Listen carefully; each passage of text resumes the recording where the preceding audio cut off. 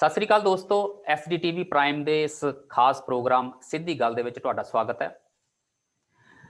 ਰਾਸ਼ਟਰੀ ਮੀਡੀਆ ਦੇ ਇੱਕ ਬਹੁਤ ਵੱਡੇ ਹਿੱਸੇ ਨੂੰ ਗੋਦੀ ਮੀਡੀਆ ਵੀ ਕਿਹਾ ਜਾਂਦਾ ਹੈ। ਉਸ ਦਾ ਕਾਰਨ ਹੈ ਕਿ ਉਹ ਮੀਡੀਆ ਖਬਰਾਂ ਦੇ ਜਾਂ ਕਿਸੇ ਘਟਨਾਕ੍ਰਮ ਦੇ ਕੇਵਲ ਇੱਕ ਹਿੱਸੇ ਨੂੰ ਹੀ ਲੋਕਾਂ ਅੱਗੇ ਪਰੋਸਦਾ ਹੈ। ਮੀਡੀਆ ਦੀ ਇਹ ਜ਼ਿੰਮੇਵਾਰੀ ਹੈ ਕਿ ਉਹ ਕਿਸੇ ਘਟਨਾਕ੍ਰਮ ਜਾਂ ਕਿਸੇ ਵਰਤਾਰੇ ਦਾ ਉਹ ਪੱਖ ਵੀ ਲੋਕਾਂ ਅੱਗੇ ਰੱਖੇ ਜੋ ਪ੍ਰਚਲਿਤ ਵਿਚਾਰ ਪ੍ਰਵਾਹ ਤੋਂ ਥੋੜਾ ਵੱਖਰਾ ਜਾਂ ਹਟਵਾਂ ਹੈ। ਸਾਡਾ SDTV ਪ੍ਰਾਈਮ ਦਾ ਕੋਈ ਵਿਚਾਰਧਾਰਕ ਕੈਂਪ ਨਹੀਂ ਹੈ। ਅਸੀਂ ਚਾਹੁੰਦੇ ਹਾਂ ਕਿ ਉਸ ਦ੍ਰਿਸ਼ਟੀਕੋਣ ਨੂੰ ਵੀ ਸੰਵਾਦ 'ਚ ਵਿਚਾਰ ਪ੍ਰਵਾਹ 'ਚ ਜਗ੍ਹਾ ਮਿਲਣੀ ਚਾਹੀਦੀ ਹੈ, ਜਿਹੜਾ ਬਹੁ ਵੱਲੋਂ ਪ੍ਰਚਾਰੇ ਜਾ ਰਹੇ ਸੰਵਾਦ ਤੋਂ ਜਾਂ ਪ੍ਰਚਾਰ ਤੋਂ ਥੋੜਾ ਵੱਖਰਾ ਜਾਂ ਹਟਵਾਂ ਹੈ ਜਾਂ ਆਪਣੀ ਇੱਕ ਵੱਖਰੀ ਰਾਏ ਰੱਖਦਾ ਹੈ। 1991 'ਚ ਭਾਰਤੀ ਅਰਥਚਾਰੇ 'ਚ ਸੁਧਾਰਾਂ ਦੀ ਪ੍ਰਕਿਰਿਆ ਸ਼ੁਰੂ ਹੋਈ। ਦੇਸ਼ ਦੇ ਅਰਥਚਾਰੇ ਨੂੰ ਬਹੁਤ ਸਾਰੀਆਂ ਖੁੱਲ੍ਹਾਂ ਮਿਲੀਆਂ। ਸਰਕਾਰੀ ਕੰਟਰੋਲ ਤੋਂ ਅਰਥਚਾਰੇ ਨੂੰ ਮੁਕਤ ਕੀਤਾ ਗਿਆ। ਉਸ ਵੇਲੇ ਤੋਂ ਇਹ ਡਿਮਾਂਡ ਲਗਾਤਾਰ ਉੱਠਦੀ ਆ ਰਹੀ ਹੈ ਕਿ ਜਦੋਂ ਬਾਕੀ ਖੇਤਰਾਂ ਨੂੰ ਸਰਕਾਰੀ ਕੰਟਰੋਲ ਤੋਂ ਮੁਕਤ ਕੀਤਾ ਗਿਆ ਹੈ ਤਾਂ ਖੇਤੀ ਤੇ ਖੇਤੀ ਅਰਥਚਾਰਾ ਅਜੇ ਵੀ ਸਰਕਾਰੀ ਕੰਟਰੋਲ ਦੇ ਤਹਿਤ ਕਿਉਂ ਹੈ। ਕਈ ਕਿਸਾਨ ਸੰਗਠਨ ਇਹ ਮੰਗ ਕਰਿਆ ਕਰਦੇ ਸੀ ਕਿ ਜਦੋਂ ਬਾਕੀ ਖੇਤਰਾਂ ਨੂੰ ਕੰਟਰੋਲ ਤੋਂ ਮੁਕਤ ਕਰ ਦਿੱਤਾ ਗਿਆ ਹੈ ਤਾਂ ਸਾਨੂੰ ਵੀ ਇਹ ਇਜਾਜ਼ਤ ਹੋਵੇ ਕਿ ਅਸੀਂ ਆਪਣੀ ਜਿਣਸ, ਆਪਣੀ ਫਸਲ ਜਿਹੜੀ ਹੈ ਉਹ ਪ੍ਰਾਈਵੇਟ ਖਰੀਦਦਾਰਾਂ ਨੂੰ ਵੇਚ ਸਕੀਏ। ਅੱਜ ਹੁਣ ਜਦੋਂ ਭਾਰਤ ਸਰਕਾਰ ਨੇ 3 ਖੇਤੀਬਾੜੀ ਬਿੱਲ ਸੰਸਦ 'ਚ ਪਾਸ ਕੀਤੇ ਨੇ, ਜਿਨ੍ਹਾਂ ਦਾ ਮਕਸਦ ਪ੍ਰਾਈਵੇਟ ਇਨਵੈਸਟਮੈਂਟ, ਪ੍ਰਾਈਵੇਟ ਪਲੇਅਰਸ ਦਾ ਖੇਤੀਬਾੜੀ ਖੇਤਰ 'ਚ ਆਉਣ ਲਈ ਰਸਤਾ ਮੋਕਲਾ ਕਰਨਾ ਜਾਂ ਖੋਲ੍ਹਣਾ ਹੈ, ਤਦ ਕਿਸਾਨ ਸੰਗਠਨ ਇਹਦਾ ਵਿਰੋਧ ਕਰ ਰਹੇ ਨੇ। ਅੱਜ ਕੀ ਹਾਲਾਤਾਂ 'ਚ ਪਰਿਵਰਤਨ ਹੋ ਗਿਆ ਹੈ ਕਿ ਕਿਸਾਨ ਸੰਗਠਨ ਇਹਨਾਂ ਜੋ ਬਿੱਲਾਂ ਦਾ ਵਿਰੋਧ ਕਰ ਰਹੇ ਨੇ। ਇਹਨਾਂ ਬਿੱਲਾਂ ਦੇ ਵਿਰੋਧ ਦਾ ਐਪੀਸੈਂਟਰ ਪੰਜਾਬ ਹੈ। ਰਾਸ਼ਟਰੀ ਮੀਡੀਆ 'ਚ ਵੀ ਬਹੁਤ ਕੁਝ ਇਹਨਾਂ ਬਿੱਲਾਂ ਦੇ ਹੱਕ ਤੇ ਵਿਰੋਧ 'ਚ ਲਿਖਿਆ ਜਾ ਰਿਹਾ ਹੈ। ਪੰਜਾਬੀ ਮੀਡੀਆ 'ਚ ਇਹਨਾਂ ਬਿੱਲਾਂ ਦੇ ਨਕਾਰਾਤਮਕ ਜਾਂ ਜੋ ਨਾ ਪੱਖੀ ਪ੍ਰਭਾਵ ਨੇ ਉਹਨਾਂ ਬਾਰੇ ਬਹੁਤ ਕੁਝ ਲਿਖਿਆ, ਕਿਹਾ ਤੇ ਬੋਲਿਆ ਜਾ ਰਿਹਾ ਹੈ। ਪਰ ਇੱਕ ਦੂਜਾ ਪੱਖ ਵੀ ਹੈ ਜਿਹੜਾ ਕਿਤੇ ਨਾ ਕਿਤੇ ਅਸੀਂ ਸਮਝਦੇ ਹਾਂ ਕਿ ਨਦਾਰਦ ਹੈ। ਉਸ ਪੱਖ ਨੂੰ ਹੀ ਆਪਣੇ ਦਰਸ਼ਕਾਂ ਅੱਗੇ ਰੱਖਣ ਲਈ ਅੱਜ ਅਸੀਂ ਆਪਣੇ ਪ੍ਰੋਗਰਾਮ 'ਚ ਸ਼ਿਵਚਰਨ ਸਿੰਘ ਬਰਾੜ ਹੋਰਾਂ ਨੂੰ ਸੱਦਾ ਦਿੱਤਾ ਹੈ, ਜਿਹੜੇ ਕਿ ਇੱਕ ਅਗਾਂਹਵਧੂ ਕਿਸਾਨ ਨੇ। ਖੇਤੀ ਤਕਨੀਕਾਂ, ਖੇਤੀ ਅਰਥਚਾਰੇ ਬਾਰੇ ਆਪਣੀ ਇੱਕ ਵੱਖਰੀ ਰਾਏ ਤੇ ਸਮਝ ਰੱਖਦੇ ਨੇ। ਬਰਾੜ ਸਾਹਿਬ, ਸਵਾਗਤ ਹੈ ਤੁਹਾਡਾ SDTV ਪ੍ਰਾਈਮ ਦੇ ਇਸ ਪ੍ਰੋਗਰਾਮ 'ਚ। ਬਹੁਤ ਸਰ, ਤੁਹਾਡਾ ਵੀ ਬਹੁਤ ਥੈਂਕਸ। ਮੈਂ ਵੀਰਾ, ਤੁਸੀਂ ਮੈਨੂੰ ਇਹ ਟਾਈਮ ਦਿੱਤਾ ਹੈ, ਤੁਸੀਂ ਆਪਦੇ ਚੈਨਲ ਤੇ ਮੈਂ ਆਪਦੇ ਜਿਹੜੇ ਵਿਊ ਹੈ, ਠੀਕ ਹੈ, ਵਿਚਾਰਧਾਰਾ ਮੇਰੀ ਆਪਣੀ ਸਾਰਿਆਂ ਦੀ ਡੈਮੋਕ੍ਰੇਸੀ ਦੇ ਵਿੱਚ ਇਹੀ ਚੀਜ਼ ਵੱਡੀ ਹੁੰਦੀ ਹੈ ਵੀ ਵਿਚਾਰਧਾਰਾ ਦੇ ਵਿੱਚ ਵਖਰੇਵਾਂ ਹੁੰਦਾ ਹੈ ਜੀ। ਤੇ ਮੈਂ ਬਹੁਤ ਤੁਹਾਡਾ ਧੰਨਵਾਦ ਕਰਦਾ ਬਈ ਤੁਸੀਂ ਮੈਨੂੰ ਚੈਨਲ ਤੇ ਲੈ ਕੇ ਆਏ। ਬਰਾੜ ਸਾਹਿਬ, ਜਿੱਦਾਂ ਅਸੀਂ ਕਿਹਾ ਕਿ ਅਸੀਂ ਇਹਨਾਂ ਬਿੱਲਾਂ ਦਾ ਇੱਕ ਜੋ ਵੱਖਰਾ ਪੱਖ ਹੈ ਜਿਹੜਾ ਅਜੇ ਤੱਕ ਅਸੀਂ ਸਮਝਦੇ ਹਾਂ ਕਿ ਕਿਤੇ ਨਾ ਕਿਤੇ ਲੋਕਾਂ ਦੇ ਅੱਗੇ ਆਉਣ ਤੋਂ ਰਹਿ ਗਿਆ ਹੈ, ਮੀਡੀਆ ਕਿਤੇ ਨਾ ਕਿਤੇ ਇੱਥੇ ਅਣਗਹਿਲੀ ਵਰਤ ਰਿਹਾ ਹੈ, ਉਹ ਲੋਕਾਂ ਅੱਗੇ ਰੱਖਣਾ ਚਾਹੁੰਦੇ ਹਾਂ। ਮੈਂ ਤੁਹਾਤੋਂ ਪੁੱਛਣਾ ਚਾਹੁੰਦਾ ਹਾਂ ਕਿ ਇਹ ਜਿਹੜੇ 3 ਬਿੱਲ ਭਾਰਤ ਸਰਕਾਰ ਨੇ ਪਾਸ ਕੀਤੇ ਨੇ, ਖੇਤੀਬਾੜੀ 'ਚ ਸਰਕਾਰ ਦਾ ਕਹਿਣਾ ਕਿ ਸੁਧਾਰ ਪ੍ਰਕਿਰਿਆ ਦੀ ਸ਼ੁਰੂਆਤ ਹੈ। It is 99 movement for agriculture sector. ਤੁਸੀਂ ਇਹਨਾਂ 3 ਖੇਤੀਬਾੜੀ ਬਿੱਲਾਂ ਨੂੰ ਜਨਰਲੀ ਕਿੱਦਾਂ ਦੇਖਦੇ ਹੋ? ਕੀ ਲੋੜ ਪਈ ਸੀ ਸਰਕਾਰ ਨੂੰ ਇਹ ਬਿੱਲ ਇਸ ਸਮੇਂ ਲੈ ਕੇ ਆਉਣ ਦੀ? ਰਣ ਬਹਾਦਰ ਜੀ, ਸਭ ਤੋਂ ਪਹਿਲਾਂ ਮੈਂ ਤੁਹਾਨੂੰ ਦੱਸ ਦਿਆਂ ਵੀ ਇਹ ਇੱਕ ਮੇਰੀ ਥੋੜੀ ਜਿਹੀ ਵਿਚਾਰਧਾਰਾ ਡਿਫਰੈਂਟ ਹੈ। ਮਤਲਬ ਕਿ ਜੋ ਮੇਰੀ ਸਮਝ ਹੈ, ਮੇਰੀ ਨਿੱਜੀ ਸਮਝ ਹੈ ਵੀ ਮੈਨੂੰ ਇਹ 3 ਬਿੱਲ ਮਤਲਬ ਕਿ ਬਹੁਤ ਹੀ ਅੱਛੇ ਲੱਗੇ ਆ ਇਹ 3 ਬਿੱਲ।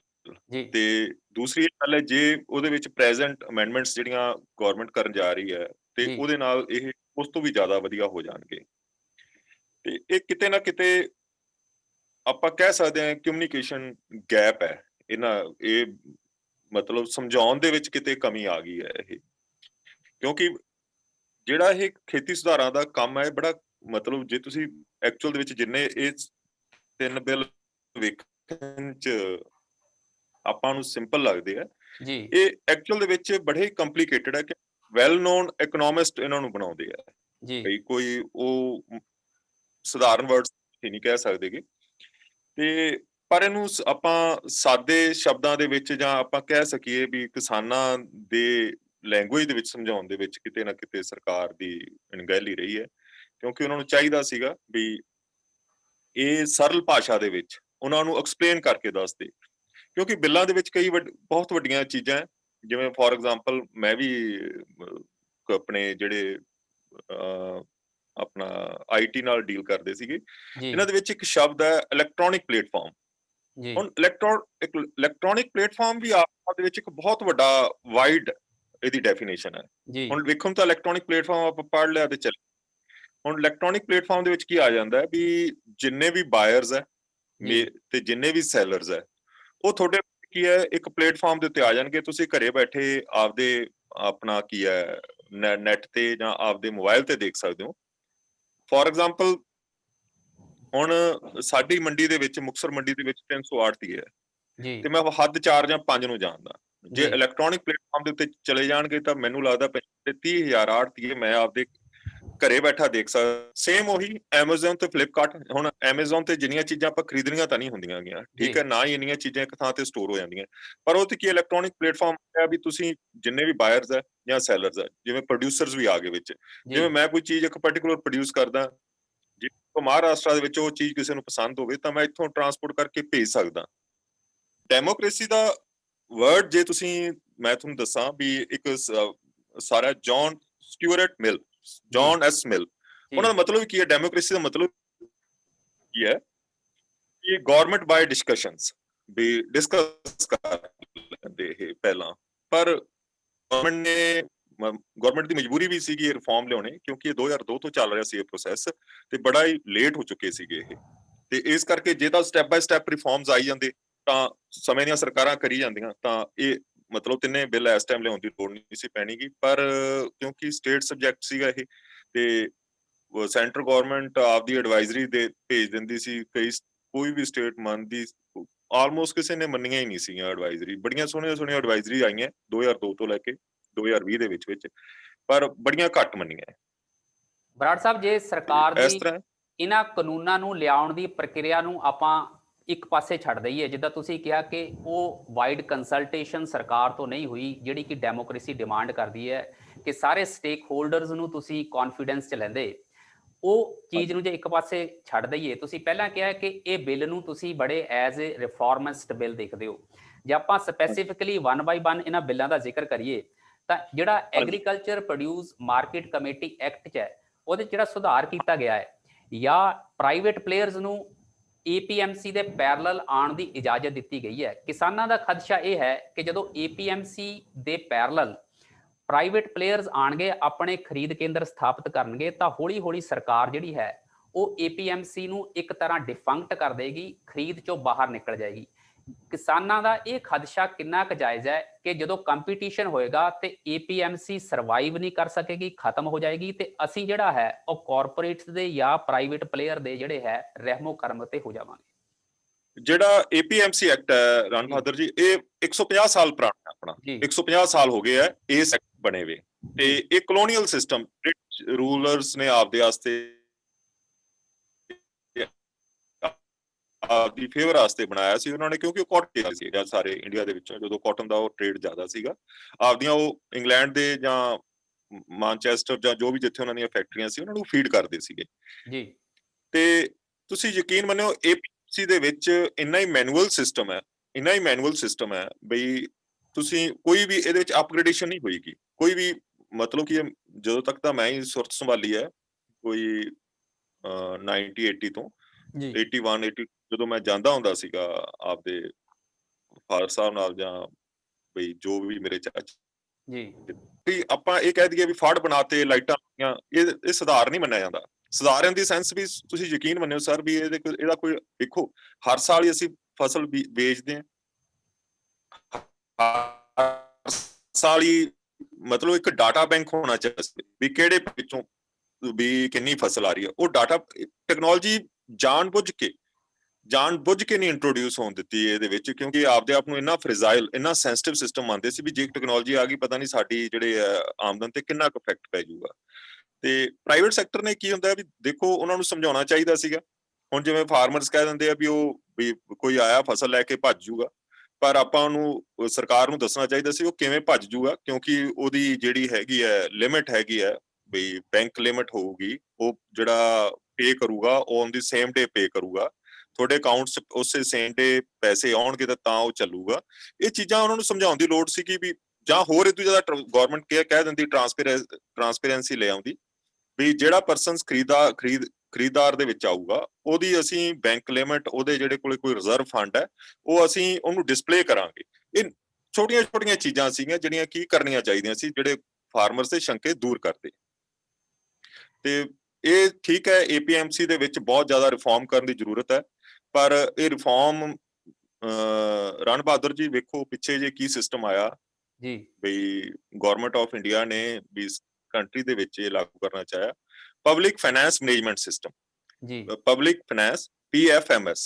ਜੀ ਤੇ ਸਰਕਾਰ ਮਤਲਬ ਜੋ ਮੰਡੀ ਸੀਗੇ, ਮੰਡੀ ਦੇ ਆੜਤੀਏ ਸੀਗੇ ਜਾਂ ਜੋ ਗਵਰਨਮੈਂਟ ਦੇ ਅਫੀਸਰ ਸੀਗੇ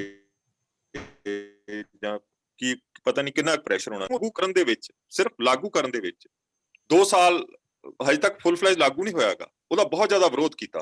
ਕੋਈ ਆਪਾਂ ਦੇਖੀਏ ਵੀ ਸਰਕਾਰ ਯਕਦਮ ਰਿਫਾਰਮ ਲਿਆਈ, ਉਹਦੇ ਮਗਰ ਰਿਫਾਰਮ ਦੇ ਵਿੱਚ ਲਿਆਉਣ ਦੇ ਵਿੱਚ ਆਲ ਆਫ ਸਡਨ ਲਿਆਉਣ ਦੇ ਵਿੱਚ ਕੋਈ ਨਾ ਕੋਈ ਮਗਰ ਟੈਕਨੀਕਲੀ ਜਾਂ ਗਵਰਨਮੈਂਟ ਦੀਆਂ, ਸਟੇਟ ਗਵਰਨਮੈਂਟ ਦੀਆਂ ਕਿਤੇ ਨਲਾਇਕੀਆਂ ਹੁੰਦੀਆਂ।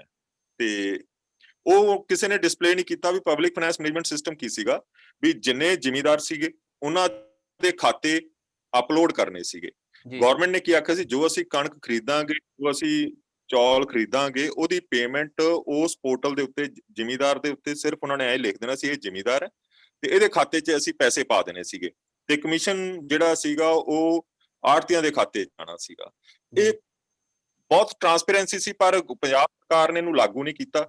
ਤੇ ਜੇ ਲਾਗੂ ਵੀ ਕਰ ਰਹੀ ਹੈ, ਬੜੇ ਅੱਧਮਣੇ ਮਨ ਜੇ ਨਾਲ ਕਰ ਰਹੀ ਹੈ, ਤੇ ਲਾਗੂ ਕਰਨ ਦੇ ਵਿੱਚ ਵੀ ਮਤਲਬ ਹਰਡਲਸ ਕ੍ਰੀਏਟ ਹੋਈਆਂ। ਬਰਾੜ ਤਾਂ ਸਾਹਿਬ ਪਿਛਲੇ 2 ਸਾਲ ਤੋਂ ਚੱਲ ਰਹੀ ਰਿਫਾਰਮ। ਤਾਂ ਇੱਕ ਮੈਂ ਹੋਰ ਤੁਹਾਨੂੰ ਇਹਦੇ 'ਚ ਸਵਾਲ ਪੁੱਛ ਲਾਂ ਕਿ APMC ਦੇ ਪੈਰਲਲ ਜਿਹੜੇ ਪ੍ਰਾਈਵੇਟ ਖਰੀਦ ਕੇਂਦਰ ਸਰਕਾਰ ਨੇ ਸਥਾਪਿਤ ਕਰਨ ਦੀ ਇਸ ਨਵੇਂ ਕਾਨੂੰਨਾਂ ਦੇ ਤਹਿਤ ਤਜਵੀਜ਼ ਕੀਤੀ ਹੈ, ਉਹਨਾਂ ਤੇ ਕੋਈ ਟੈਕਸ ਨਾ ਲਾਉਣ ਬਾਰੇ ਗੱਲ ਕੀਤੀ ਸੀ ਕਿ ਉਹਨਾਂ ਤੇ ਕੋਈ ਵੀ ਟੈਕਸ ਜਿਹੜਾ ਹੈ ਉਹ ਨਹੀਂ ਲੱਗਿਆ ਜਾਊਗਾ, ਤਾਂ ਕਿ ਉਹ ਇਨਵੈਸਟਮੈਂਟ ਨੂੰ ਇਨਸੈਂਟਿਵ ਦੇਣ ਵਾਸਤੇ ਕਹਿ ਲਓ ਜਾਂ ਸਰਕਾਰ ਦੀ ਕੋਈ ਹੋਰ ਮਨਸ਼ਾ ਕਹਿ ਲਓ ਕਿ ਉਹਨਾਂ ਪ੍ਰਾਈਵੇਟ ਕੇਂਦਰਾਂ ਤੇ ਜਿਹੜਾ ਹੈ ਉਹ ਕਿਸੇ ਤਰ੍ਹਾਂ ਦਾ ਕੋਈ ਟੈਕਸ ਨਹੀਂ ਲਾਇਆ ਜਾਏਗਾ। ਜਦੋਂ ਕਿ APMC 'ਚ ਕਿਸਾਨਾਂ ਨੂੰ ਕਾਫੀ ਟੈਕਸ ਜਿਹੜਾ ਹੈ ਉਹ ਦੇਣਾ ਪੈਂਦਾ, ਜਿਹੜਾ 12, 13, 14% ਤੱਕ ਪਹੁੰਚ ਜਾਂਦਾ ਹੈ। ਰਾਜ ਸਰਕਾਰਾਂ ਦਾ ਇਹ ਮੰਨਣਾ ਹੈ ਕਿ ਉਹਨਾਂ ਨੂੰ ਜਿਹੜੀ ਬਰਾੜ ਸਾਹਿਬ, ਰਾਜ ਸਰਕਾਰਾਂ ਦਾ ਮੰਨਣਾ ਹੈ ਕਿ ਉਹਨਾਂ ਨੂੰ ਜਿਹੜੀ ਰੈਵਨਿਊ ਹੁੰਦੀ ਸੀ ਉਹ ਰੈਵਨਿਊ ਲਾਸ ਬਹੁਤ ਜ਼ਿਆਦਾ ਹੋ ਜਾਏਗਾ, ਜਿਸ ਕਰਕੇ ਉਹਨਾਂ ਦੀ ਰੂਰਲ ਡਿਵੈਲਪਮੈਂਟ ਕਿਤੇ ਨਾ ਕਿਤੇ ਜਿਹੜੀ ਹੈ ਉਹ ਪਛੜ ਜਾਏਗੀ। ਇੱਥੇ ਕੀ ਹੋ ਸਕਦਾ ਹੈ ਇਹਨਾਂ ਸੁਧਾਰਾਂ ਦੇ ਤਹਿਤ?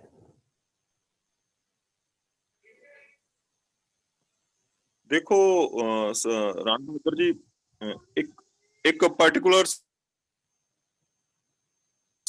ਸਰਕਾਰ ਰਹੀ, ਆਪਾਂ ਤੁਹਾਨੂੰ ਦੱਸਾਂ 10 ਸਾਲ ਇੱਕ ਸਰਕਾਰ ਰਹੀ ਜੀ, ਉਹਦੇ ਵਿੱਚ RDF rural development fund 9000 crore ਰੁਪਇਆ ਇਕੱਠਾ ਹੋਇਆ। 9000 ਕਰੋੜ। ਉਹ ਤੁਸੀਂ ਯਕੀਨ ਮੰਨਿਓ 9000 ਕਰੋੜ ਤੁਸੀਂ ਜੇ ਆਪਾਂ ਉਹਦੀ ਇਨਵੈਸਟੀਗੇਸ਼ਨ ਕਰੀਏ ਜਾਂ ਆਪਾਂ ਵੈਸੇ ਜਸਟ ਵੈਸੇ ਹੀ, ਆਪਾਂ ਕਿਹੜਾ ਕਿਸੇ ਨੂੰ ਕੋਈ ਮਤਲਬ ਸਜ਼ਾ, ਜੇ ਇਨਵੈਸਟੀਗੇਸ਼ਨ ਕਰੀਏ ਤਾਂ ਤੁਹਾਡੀਆਂ ਅੱਖਾਂ ਖੁੱਲੀਆਂ ਰਹਿ ਸਕਦੀਆਂ। ਉਹ ਪੈਸਾ ਇੰਨੀ ਬੁਰੀ ਤਰ੍ਹਾਂ ਮਿਸਯੂਜ਼ ਹੋਇਆ RDF ਦਾ, ਉਹ ਗਰਾਊਂਡ ਤੇ ਲੱਗਿਆ ਹੀ ਨਹੀਂਗਾ। ਕਿਉਂਕਿ ਤੁਸੀਂ ਦੇਖੋਗੇ ਜਦੋਂ RDF ਕਿੰਨੇ ਲਾਉਣਾ ਹੁੰਦਾ ਵੀ ਜੋ ਆਪਣੇ ਹੁੰਦੇ ਆ ਬਲਾਕ ਡਿਵੈਲਪਮੈਂਟ ਆਫੀਸਰਸ ਨੇ ਲਾਉਣਾ ਹੁੰਦਾ, ਪੰਚਾਇਤ ਸਮਤੀਆਂ ਨੇ ਲਾਉਣਾ ਹੁੰਦਾ, ਤੇ ਉਹ ਵੇਖੋ ਉਹ RDF ਦਾ ਇੰਨਾ ਮਿਸਯੂਜ਼ ਹੋਇਆ ਬਈ ਉਹ ਪਹਿਲਾਂ ਤਾਂ ਸਭ ਤੋਂ ਵੱਡੀ ਗੱਲ ਹੈ ਵੀ ਉਹ ਪੰਜਾਬ ਦੇ ਜਿਹੜਾ ਬਜਟ ਸੀਗਾ ਉਹਦਾ ਹਿੱਸਾ ਹੀ ਨਹੀਂ ਸੀਗਾ, ਪੰਜਾਬ ਦੇ ਬਜਟ ਦਾ ਹਿੱਸਾ ਨਹੀਂ ਸੀਗਾ। ਉਹ ਸੈਪਰੇਟ ਇੱਕ CM ਦੇ ਕਸਟੋਡੀਅਨ ਉਹ ਫੰਡ ਸੀਗਾ। ਠੀਕ ਹੈ ਜੀ। ਤੇ ਉਹਦਾ ਇੰਨਾ ਜ਼ਬਰਦਸਤ ਨੇ ਮਿਸਯੂਜ਼ ਕੀਤਾ, ਤੇ ਜਿਹਦੇ ਕਰਕੇ ਕਿ ਫਿਰ ਜਿਹੜੇ ਸਰਪੰਚ ਵੇਖੋ ਕਿੱਡੀ ਤਰਾਸਦੀ ਰਹੀ ਹੈ ਵੀ ਇੱਕ ਥਾਂ ਦੇ ਉੱਤੇ CM ਸਾਹਿਬ ਬੈਠੇ ਸੀਗੇ ਤੇ ਪੰਚਾਇਤ ਨੇ ਆਖਿਆ ਵੀ ਇਹ ਜੀ ਸਰਪੰਚ ਜੀ ਪੈਸੇ ਖਾ ਗਿਆ ਜੀ, ਤੇ ਉਹ ਸਾਹਿਬ ਬਹਾਦਰ ਕਹਿੰਦੇ ਵੀ ਚਲੋ ਯਾਰ ਜਿਹੜੇ ਖਾ ਗਿਆ, ਤੁਸੀਂ ਹੋਰ ਦੱਸੋ ਵੀ ਹੋਰ ਤੁਹਾਨੂੰ ਅਸੀਂ ਕਿੰਨੇ ਦੇਈਏ। ਤੁਸੀਂ ਸੋਚ ਸਕਦੇ ਹੋ ਵੀ ਜਦੋਂ ਇਸ ਤਰ੍ਹਾਂ ਦਾ ਵਰਤਾਰਾ ਹੋ ਜੇ, ਉਸ ਟੌਪ ਮੋਸਟ ਜਿਹੜਾ ਆਪਣਾ ਗਵਰਨਮੈਂਟ ਦੇ ਹੈਡ ਜਦੋਂ ਇਸ ਤਰ੍ਹਾਂ ਦਾ ਮਤਲਬ ਮੂੰਹ ਚੋਂ ਵਰਡਸ ਦੇਣ, ਤਾਂ ਤੁਸੀਂ ਸੋਚ ਸਕਦੇ ਹੋ ਇਹਦੇ ਕਰਕੇ ਸਰਪੰਚੀਆਂ 50-50, 60-60 ਲੱਖ ਦੇ ਵਿੱਚ ਹੋ ਗਈਆਂ। ਵੀ ਹਰੇਕ ਨੂੰ ਆਇਆ ਸੀਗਾ ਕਿਉਂਕਿ ਸਜ਼ਾ ਹੋ ਹੀ ਨਹੀਂ ਸੀ ਸਕਦੀ, ਕਿਉਂਕਿ ਉਹ ਬਜਟ ਦਾ ਹਿੱਸਾ ਹੀ ਨਹੀਂ ਸੀਗਾ। ਯਾਨੀ ਕਿ ਉਹ ਰੂਰਲ ਡਿਵੈਲਪਮੈਂਟ ਫੰਡ ਇੱਕ ਤਰ੍ਹਾਂ ਦੀ ਮਨੀ ਮਿੰਟਿੰਗ ਮਸ਼ੀਨ ਸੀ ਸਰਕਾਰਾਂ ਵਾਸਤੇ ਜਾਂ ਪੋਲੀਟੀਸ਼ੀਅਨਸ ਵਾਸਤੇ। ਜੀ RDF ਇੱਕ ਮਤਲਬ ਯੂਜ਼ ਹੋਇਆ ਵੀ ਜੇ ਹੀ ਪੈਸਾ ਲੱਗ ਜਾਂਦਾ ਕਿਤੇ ਐਕਚੁਅਲ ਦੇ ਵਿੱਚ ਲੱਗ ਜਾਂਦਾ ਤਾਂ ਪੰਜਾਬ ਦੀ ਤਸਵੀਰ ਅੱਜ ਹੋਰ ਹੋਣੀ ਸੀ। ਖੇਤੀਬਾੜੀ ਸੈਕਟਰ 'ਚ ਹੀ ਜੇ ਲੱਗ ਜਾਂਦਾ ਹੈ। ਬਿਲਕੁਲ ਜੀ, ਬਿਲਕੁਲ।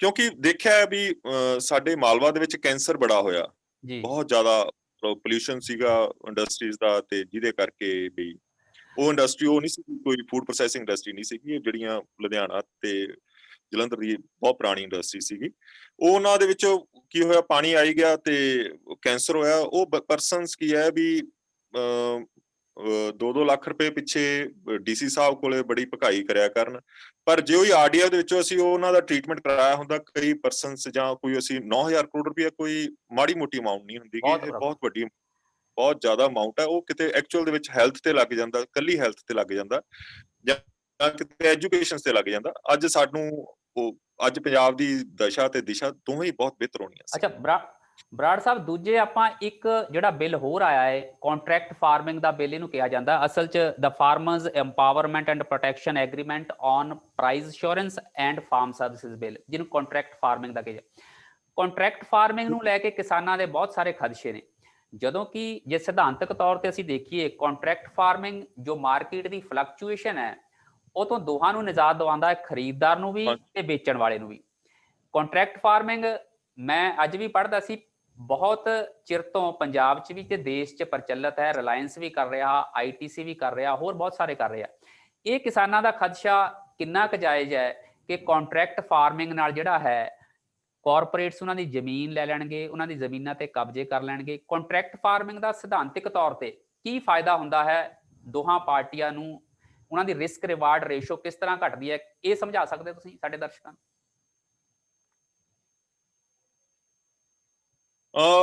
ਕੰਟਰੈਕਟ ਫਾਰਮਿੰਗ ਰਣ ਬਹਾਦਰ ਜੀ, ਦੇਖੋ ਕੰਟਰੈਕਟ ਫਾਰਮਿੰਗ ਦੇ ਵਿੱਚ ਐਕਚੁਅਲ ਜਿਹੜੀ ਕੰਟਰੈਕਟ ਫਾਰਮਿੰਗ ਹੈ, ਫਸਟ ਇਹ ਆਪਾਂ ਨੂੰ ਕੀ ਹੈ, ਪਹਿਲਾਂ ਕੰਟਰੈਕਟ ਸਾਨੂੰ ਰਜਿਸਟਰ ਕਰਨਾ ਪਊਗਾ ਆਪਣੇ ਤਹਿਸੀਲਦਾਰ ਦਫ਼ਤਰ ਦੇ ਵਿੱਚ। ਗਵਰਨਮੈਂਟ ਸਟੇਟ ਗਵਰਨਮੈਂਟ ਕੀ ਹੈ, ਇੱਕ ਈ ਰਜਿਸਟ੍ਰੇਸ਼ਨ ਜਾਂ ਈ ਕੰਟਰੈਕਟ ਜੋ ਵੀ ਉਹ ਦੇਣਗੇ ਵੀ ਉਹ ਆਨਲਾਈਨ ਅਸੀਂ ਕੀ ਹੈ ਬਾਇਰਸ ਤੇ ਫਾਰਮਰਸ ਦੇ ਵਿੱਚ ਕੰਟਰੈਕਟ ਸਾਈਨ ਹੋਊਗਾ।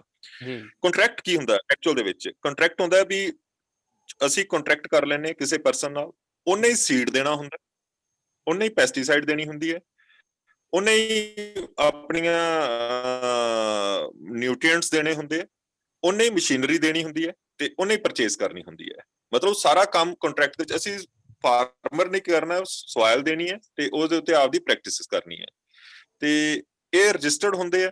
ਹੁਣ ਇਹਦੇ ਵਿੱਚ ਉਹਨਾਂ ਦੀ ਸ਼ੰਕੇ ਠੀਕ ਹੈ, ਮੈਂ ਤੁਹਾਨੂੰ ਦੱਸ ਦਿਆਂ ਵੀ 2004-05 ਦੇ ਵਿੱਚ ਅਸੀਂ ਬਾਸਮਤੀ ਕੰਟਰੈਕਟ ਫਾਰਮਿੰਗ ਨਾਲ ਕੀਤੀ ਤੇ ਸਾਨੂੰ 1350 ਰੁਪਏ ਉਹਨਾਂ ਨੇ ਆਖਿਆ ਵੀ ਕਰਾਂਗੇ, ਤੇ ਪਰ ਸਾਨੂੰ 950 ਰੁਪਏ ਉਹਨਾਂ ਨੇ ਦਿੱਤੇ, ਪਰ ਉਹ ਕੰਟਰੈਕਟ ਸਾਡਾ ਕਿਤੇ ਰਜਿਸਟਰਡ ਨਹੀਂ ਸੀਗਾ ਵੀ ਕਿਤੇ ਵੀ ਅਸੀਂ ਰਜਿਸਟਰਡ ਨਹੀਂ ਸੀਗਾ ਕਿਸੇ ਗਵਰਨਮੈਂਟ ਕੋਲ। ਸੈਕੰਡ ਕੀ ਹੈ ਵੀ ਹੁਣ ਮੈਂ ਕਹਿ ਰਿਹਾ ਮੇਰੀ ਫਸਲ ਬਹੁਤ ਵਧੀਆ, ਉਹ ਕਹਿ ਰਹੇ ਤੇਰੀ ਫਸਲ ਦੇ ਵਿੱਚ ਇਹ ਪ੍ਰੋਬਲਮ ਹੈ, ਇਹਦੀ ਹੁਣ ਉਹ ਕਹਿ ਰਿਹਾ ਮੈਂ ਕਹਿ ਰਿਹਾ ਵਧੀਆ, ਉਹ ਕਹਿ ਰਿਹਾ ਵੀ ਘਟੀਆ, ਤੇ ਉਹਦੇ ਵਿੱਚ ਸਾਨੂੰ ਕੌਣ ਮਤਲਬ ਇਹ ਐਕਸਪਲੇਨ ਕਰੂਗਾ ਵੀ ਇਹ ਐਸ ਤੇ ਉਹਦੇ ਵਾਸਤੇ ਕੀ ਸਾਡੇ ਕੋਲ ਵੈਲ ਨੋਨ ਲੈਬੋਰਟਰੀ ਫਾਰਮਿੰਗ ਨੂੰ ਇੱਕ ਲੀਗਲ ਫਰੇਮਵਰਕ ਦੇ ਵਿੱਚ ਬੰਨਣ ਦੀ ਕੋਸ਼ਿਸ਼ ਕੀਤੀ ਗਈ ਹੈ ਕਿ ਇਹਦੇ ਪਿੱਛੇ ਇੱਕ ਲੀਗਲ ਫਰੇਮਵਰਕ ਹੋਣਾ ਚਾਹੀਦਾ। ਬਿਲਕੁਲ, ਉਹਦੇ ਲੀਗਲ ਫਰੇਮਵਰਕ ਵੀ ਹੋਣਾ ਚਾਹੀਦਾ, ਨਾਲ ਕੀ ਆ ਉਹਦੀ ਟੈਸਟਿੰਗ ਵੀ ਸਪੋਜ਼ ਕਰ ਲਓ ਕੋਈ ਤੁਸੀਂ ਚਾਵਲ ਜਾਂ ਕੋਈ ਕਣਕ ਬੀਜੀ ਹੈ, ਕਣਕ ਦੇ ਵਿੱਚ ਆਪਾਂ ਕਿੰਨਾ ਪੈਸਟੀਸਾਈਡ ਰੈਜ਼ੀਡਿਊ ਹੈ ਜੋ ਕਿੰਨਾ, ਉਹਦੀ ਇੰਡੀਪੈਂਡੈਂਟ ਇੱਕ ਲੈਬੋਰਟਰੀ ਹੋਵੇ, ਵੈਲ ਨੋਨ ਲੈਬੋਰਟਰੀਜ਼ ਹੋਣ ਜਿਹਦੇ ਵਿੱਚ ਅਸੀਂ ਆਪਦੀ ਫਸਲ ਲੈ ਜਾਈਏ, ਉਹ ਸਾਰੇ ਕੰਟੈਂਟ ਦੱਸਦੇ। ਮੈਂ ਤੁਹਾਨੂੰ ਦੱਸ ਦਿਆਂ ਰਣ ਬਹਾਦਰ ਜੀ ਬਈ ਜਿਹੜੇ ਆ ਇੰਡੀਪੈਂਡੈਂਟ ਲੈਬੋਰਟਰੀਜ਼ ਦੇ ਵਿੱਚ ਅਸੀਂ ਨਰਮਾ ਬੀਜਦੇ ਆ, ਠੀਕ ਹੈ, ਸਾਡੀ ਬੈਲਟ ਹੈ, ਹੁਣ ਫੇਰ ਚਲੋ ਉਹ ਅਸੀਂ ਝੋਨੇ ਕਰਨੇ ਹੋ ਗਏ ਜਾਂ ਬਾਸਮਤੀ ਕਰਨੇ ਹੋ ਗਏ। ਇੱਕ ਵਾਰ ਕੀ ਹੋਇਆ, ਮੈਂ ਮੰਡੀ ਦੇ ਵਿੱਚ ਫਿਰਾਂ ਤੇ ਸਾਡੇ ਮੈਂ ਟਰਾਲੀ ਗਈ ਵੀ ਸੀ ਸਾਡੀ ਨਰਮੇ ਵਾਲੀ ਜੀ, ਤੇ ਅਸੀਂ ਉਹ ਆਂਦੇ ਜੀ ਵੀ ਜਿਹੜਾ ਤੁਹਾਡਾ ਰੇਸ਼ਾ ਹੈ ਨਾ ਜੀ, ਇਹ ਰੇਸ਼ਾ ਬਹੁਤ ਮਾੜਾ ਹੈ ਤੇ ਗੁਜਰਾਤ ਦਾ ਬਹੁਤ ਵਧੀਆ, ਤੁਹਾਨੂੰ ਆਹ ਰੇਟ ਮਿਲੂਗਾ। ਮੈਂ ਕਿਹਾ ਵੀ ਇਹ ਕੌਣ ਦੱਸੂਗਾ ਵੀ ਜਿਹੜੀ ਇਹ ਲਿੰਟ ਹੈ ਜਾਂ ਰੇਸ਼ਾ ਹੈ ਨਰਮੇ ਦਾ ਵੀ ਇਹ ਵਧੀਆ? ਜੇ ਇਹੀ ਸਰਕਾਰ ਇਹਦੇ ਵਿੱਚ ਇਹ ਪ੍ਰੋਵੀਜ਼ਨ ਲੈ ਆਉਂਦੀ ਬਈ ਇਹ ਥੋੜਾ ਜਿਹਾ ਪ੍ਰੋਵੀਜ਼ਨ ਕਰ ਦਿੰਦੀ ਵੀ ਤੁਹਾਡੇ ਕੋਲੇ ਇੰਡੀਪੈਂਡੈਂਟ ਲੈਬਸ ਹੋਣਗੀਆਂ, ਚਾਹੇ ਡਿਸਟ੍ਰਿਕਟ ਹੈਡਕੁਆਟਰ ਤੇ ਬਣਾ ਦੇਣ, ਚਾਹੇ ਬਲਾਕ ਹੈਡਕੁਆਟਰ ਤੇ ਜਾਂ ਤਹਿਸੀਲ ਹੈਡਕੁਆਟਰ, ਕਿਉਂਕਿ ਬਹੁਤ ਜ਼ਿਆਦਾ ਜ਼ਰੂਰਤ ਹੈ।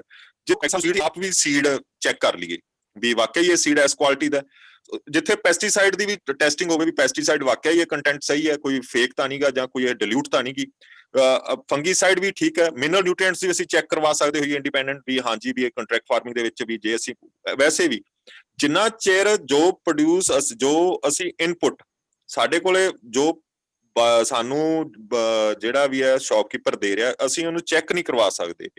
ਜਿੰਨਾ ਚਿਰ ਉਹਨਾਂ ਚਿਰ ਕਿਸੇ ਵੀ ਚੀਜ਼ ਦਾ ਉਹਨਾਂ ਰਿਜ਼ਲਟ ਵਧੀਆ ਨਹੀਂ ਆਉਣਾਗਾ ਸਰਕਾਰ ਨੂੰ। ਕਿਉਂਕਿ ਮੈਂ ਕਿਸਾਨ ਜਥੇਬੰਦੀਆਂ ਨੂੰ ਇਹੀ ਚਾਹੁੰਦਾ ਸੀਗਾ ਵੀ ਇਹ ਵੀ ਵਿੱਚ ਰੱਖੋ, ਇੰਡੀਪੈਂਡੈਂਟ ਲੈਬਸ ਰੱਖੋ, ਵੀ ਜਿੱਥੇ ਜਾ ਕੇ ਅਸੀਂ ਚੈੱਕ ਕਰ ਲਈਏ। PAU ਦੇ ਆਪਾਂ ਸਾਹਮਣੇ ਤੁਸੀਂ ਜਦੇ ਵੀ ਕਦੇ ਵੀ ਜਾਓ ਤੇ ਉਹਨਾਂ ਦੇ ਗੇਟ ਦੇ ਸਾਹਮਣੇ ਬਹੁਤ ਵੱਡੀਆਂ ਵੱਡੀਆਂ ਸ਼ਾਪਸ ਹੈ ਜਿਹੜਾ ਕੀ ਕਰਦੀਆਂ ਵੀ ਮਿਕਸਿੰਗ ਵਾਲਾ ਸੀਡ ਦੇਤਾ ਜਾਂ ਡੁਪਲੀਕੇਸੀ ਦੇਤੀ ਸੀਡ ਦੀ, ਠੀਕ ਹੈ, ਜਾਂ ਮਤਲਬ ਕਹਿਣ ਦਾ ਮਤਲਬ ਉਹ ਕੁਆਲਿਟੀ ਜਿਹੜੀ ਚਾਹੀਦੀ ਹੈ ਵੀ ਉਹ ਨਹੀਂ ਦਿੰਦੀਆਂ ਗੀਆਂ। ਤੇ ਅਸੀਂ ਉੱਥੋਂ ਲਿਆ ਕੇ ਅਸੀਂ ਪਹਿਲਾਂ ਬੀਜਣਾ ਹੀ ਆ, ਸਾਡੇ ਕੋਲੇ ਕਿਹੜਾ ਕੋਈ ਪਤਾ ਵੀ ਕਿਸ ਤਰ੍ਹਾਂ ਦਾ ਸੀਡ ਹੈ, ਕਿੰਨੀ ਕੁ ਮਿਕਸਿੰਗ ਹੈ ਜਾਂ ਕੁਛ ਤਰ੍ਹਾਂ, ਅਸੀਂ ਲਿਆ ਕੇ ਬੀਜ ਦਿੰਦੇ। ਜਿੱਦਣ ਅਸੀਂ ਮੰਡੀ 'ਚ ਲੈ ਕੇ ਜਾਂਦੇ ਹਾਂ ਤੇ ਜਦੋਂ ਪਰਚੇਜ਼ਰ ਆਉਂਦਾ ਉਹ ਦੱਸਦਾ ਵੀ ਇਹਦੇ ਵਿੱਚ ਤਾਂ ਮਿਕਸ ਹੈ, ਆ ਇਸ ਕੁਆਲਿਟੀ ਦਾ, ਇਹ ਮਾੜਾ ਹੈ। ਦੇਖੋ ਮਤਲਬ ਕੀ ਹੈ ਵੀ ਇੰਡੀਪੈਂਡੈਂਟ ਟੈਸਟਿੰਗ ਲੈਬੋਰਟਰੀ ਇਹ ਮਸਟ ਹੋਣੀਆਂ ਚਾਹੀਦੀਆਂ। ਕਿਸਾਨ ਯੂਨੀਅਨਸ ਜਿਹੜੀਆਂ ਇਸ ਮੈਕੈਨਿਜ਼ਮ ਦੀ ਜ਼ਰੂਰਤ ਹੈ ਕਿ ਜਦੋਂ ਡਿਸਪਿਊਟ ਅਰਾਈਜ਼ ਹੁੰਦਾ, ਇਹ ਡਿਸਪਿਊਟ ਐਡਰੈਸਰ ਲਈ ਇੱਕ ਮੈਕੈਨਿਜ਼ਮ ਜਿਹੜਾ ਹੈ ਉਹਦੀ ਅਣਹੋਂਦ ਹੈ ਇਹਨਾਂ ਬਿੱਲਾਂ 'ਚ। ਇਹ ਬਹੁਤ ਸਟਰੋਂਗ ਹੈ।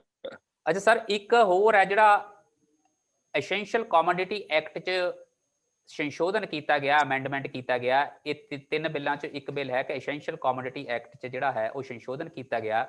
ਇੱਕ ਤਰ੍ਹਾਂ ਦੀ ਸੀਲਿੰਗ ਹੁੰਦੀ ਸੀ ਕਿ ਜਿਣਸ ਤੁਸੀਂ ਕੋਈ ਖਾਸ ਕਰਕੇ ਫਰੂਟਸ ਤੇ ਵੈਜੀਟੇਬਲਸ ਇੱਕ ਮਾਤਰਾ ਤੋਂ ਜ਼ਿਆਦਾ ਨਹੀਂ ਖਰੀਦ ਸਕਦੇ, ਜਿਹਦਾ ਕਿ ਨੁਕਸਾਨ ਕਿਤੇ ਨਾ ਕਿਤੇ ਜ਼ਿਮੀਂਦਾਰ ਨੂੰ ਇਹ ਹੁੰਦਾ ਸੀ ਕਿ ਹਾਰਵੈਸਟਿੰਗ ਦੇ ਦਿਨਾਂ 'ਚ ਗਲਾਟ ਆ ਜਾਂਦਾ ਸੀ ਮਾਰਕੀਟ 'ਚ, ਕਿਉਂਕਿ ਖਰੀਦਦਾਰ ਨਦਾਰਦ ਹੈ। ਤੇ ਉਹ ਤੋਂ ਬਾਅਦ ਕਿਉਂਕਿ ਸਟੋਰੇਜ ਕੈਪੈਸਿਟੀ ਨਹੀਂ ਸੀ, ਤੁਸੀਂ ਉਹਨੂੰ ਖਰੀਦ ਕੇ ਸਟੋਰ ਨਹੀਂ ਕਰ ਸਕਦੇ, ਉਹ ਐਸੈਂਸ਼ੀਅਲ ਕਮੋਡਿਟੀ 'ਚ ਆਉਂਦਾ ਸੀ, ਉਹ ਬਲੈਕ ਮਾਰਕੀਟਿੰਗ 'ਚ ਆ ਜਾਂਦਾ ਸੀ ਤੇ ਲੀਨ ਸੀਜ਼ਨ 'ਚ ਜਿਹੜੀ ਹੈ ਪ੍ਰਾਈਸ ਰਾਈਜ਼ ਹੋ ਜਾਂਦਾ ਸੀ ਇੱਕੋ ਦਮ। ਇਹ ਕਿੱਥੋਂ ਤੱਕ ਜਾਇਜ਼ ਹੈ ਕਿਸਾਨਾਂ ਦੇ ਖਦਸ਼ੇ ਕਿ ਸਟੋਰੇਜ ਹੋ ਜਾਏਗੀ, ਉਹਦੇ ਨਾਲ ਜਿਹੜਾ ਹੈ ਉਹ ਕੀਮਤਾਂ ਵੱਧ ਜਾਣਗੀਆਂ, ਭਾਵੇਂ ਕਿ ਕੰਜ਼ਿਊਮਰ ਪਰਸਪੈਕਟਿਵ ਤੋਂ ਤਾਂ ਠੀਕ ਹੈ ਕਿ ਕੀਮਤਾਂ ਵੱਧ ਜਾਣਗੀਆਂ। ਇਹਦੇ ਬਾਰੇ ਤੁਹਾਡਾ ਕੀ ਖਿਆਲ ਹੈ ਜੀ? ਦੇਖੋ ਐਸੈਂਸ਼ੀਅਲ ਕਮੋਡਿਟੀ ਐਕਟ, ਹੁਣ ਅਸੀਂ ਆਲੂ ਦੇਖਦੇ ਹਾਂ, ਆਲੂ ਵਾਲੇ ਜਿਹੜੇ ਜ਼ਿਮੀਂਦਾਰ ਆ ਸਾਡੇ ਜਾਂ ਕਿਸਾਨ ਵੀਰ ਆ ਮੇਰੇ, ਉਹ ਦੇਖਦੇ ਆ ਜਦੋਂ ਆਲੂ ਜ਼ਿਆਦਾ ਹੋ ਜਾਂਦਾ ਸੀਗਾ ਤੇ ਉਹਨੇ ਕੋਲਡ ਸਟੋਰ ਨਹੀਂ ਸੀ ਹੁੰਦੇਗੇ, ਸਟੋਰੇਜ ਨਹੀਂ ਸੀ ਹੁੰਦੀ ਗੀ, ਕਿਉਂਕਿ ਲਿਮਿਟ ਦੇ ਵਿੱਚ ਹੀ ਸਟੋਰ ਬਣਦੇ ਆ, ਕੋਲਡ ਸਟੋਰ ਬਣੇ ਹੋਏ।